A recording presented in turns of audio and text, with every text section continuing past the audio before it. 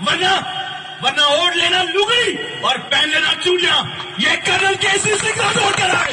एक बैठ रही है, अभी तो नया नया आया हूं, 1 साल हुआ रिटायरमेंट हुए।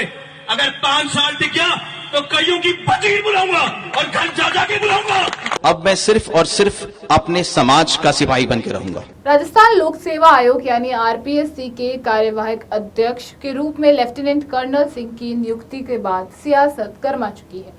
एक तरफ सरकार इस फैसले को भर्ती व्यवस्था में अनुशासन और पारदर्शिता लाने की दिशा में बड़ा कदम बता रही है, तो दूसरी तरफ विपक्ष और कई राजनीतिक नेता पुराने विवादों को सामने लाकर सवाल खड़े कर रहे हैं।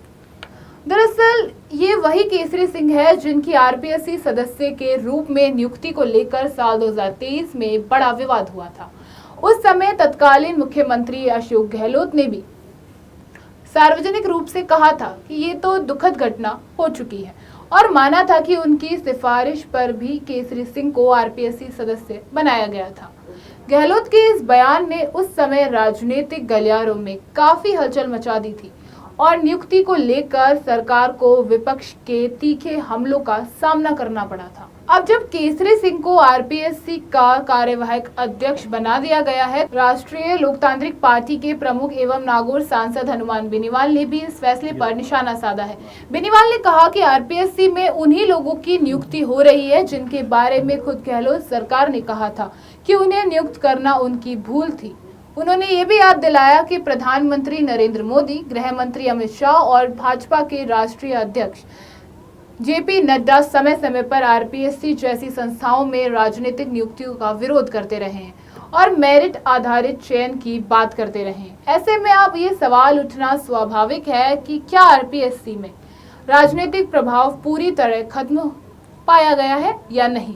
किसी को तो आपने ठेके पर दे दिया एक तरीके से, ये तो गहलोत ही कर रहे थे। गहलोत ने जिन मेंबर्स के लिए कहा कि इनको बढ़ाना मेरी भूल थी, उनको तो आप जिम्मा सौंप रहे हो आरपीएससी का।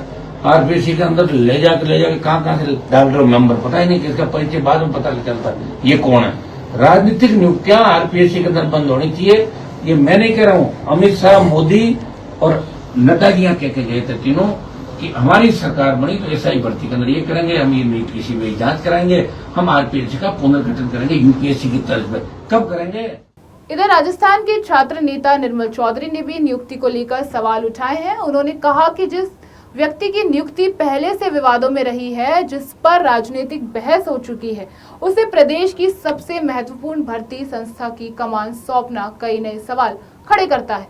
चौधरी ने सरकार से स्पष्ट करने की मांग की है, आखिर ऐसे कौन से कारण रहे जिनके आधार पर केसरी सिंह को ये अहम जिम्मेदारी दी गई है। माननीय मुख्यमंत्री जी के द्वारा राजस्थान में आरपीएससी की नियुक्तियां की गई है, जिसके अंदर केसरी सिंह जैसे व्यक्ति को नियुक्त किया है। ये व्यक्ति खुले मंच से किसान वर्ग के खिलाफ एवं जातीय भेदभाव की बातें करता है। माननीय मुख्यमंत्री जी, आज राजस्थान का युवा बोल रहा है कि ये व्यक्ति तो कटारा से भी घातक राजस्थान में साबित होगा। वहीं सरकार और नियुक्तियों के समर्थन का कहना है कि अब बहस अतीत पर नहीं बल्कि कामकाज पर होनी चाहिए। उनका तर्क है कि सेना की पृष्ठभूमि में आने वाले अधिकारियों की पहचान अनुशासन, निष्पक्षता और सख्त प्रशासन से के लिए होती है। ऐसे में भर्ती परीक्षाओं में पारदर्शिता लाने और युवाओं का भरोसा बहाल करने के लिए नियुक्ति सकारात्मक साबित हो सकती है। हालांकि सवाल अभी भी कायम है। राजस्थान में पेपर लीक और भर्ती घोटाले के बाद लाखों युवाओं पहले से ही भर्ती एजेंसियों की कार्यप्रणाली पर नजर बनाए हुए। ऐसे में केसरी सिंह की नियुक्ति केवल एक प्रशासनिक फैसला नहीं बल्कि राजनीतिक बहस का नया केंद्र बनती नजर आ रही है। अब सबकी निगाहें इस बात पर टिकी हुई है, क्या केसरी सिंह अपने कार्यकाल में आरपीएससी की छवि को मजबूत कर पाएंगे या फिर उनकी नियुक्ति को लेकर उठ रहे सवाल आने वाले दिनों में और बड़ा राजनीतिक मुद्दा बनेंगे।